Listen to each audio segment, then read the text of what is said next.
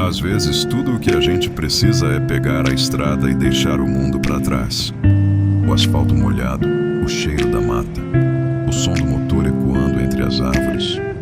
Aqui, o tempo desacelera. Cada curva é um convite para respirar fundo. Não é sobre velocidade, é sobre presença.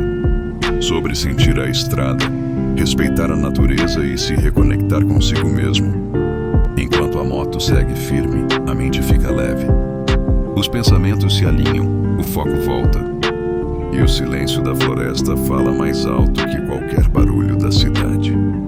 Esse rolê não é só um passeio. É terapia, é liberdade, é equilíbrio.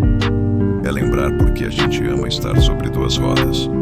Se você também sente isso, deixa o like, se inscreve no canal. E vem comigo para mais estradas, mais natureza e mais histórias sobre a moto.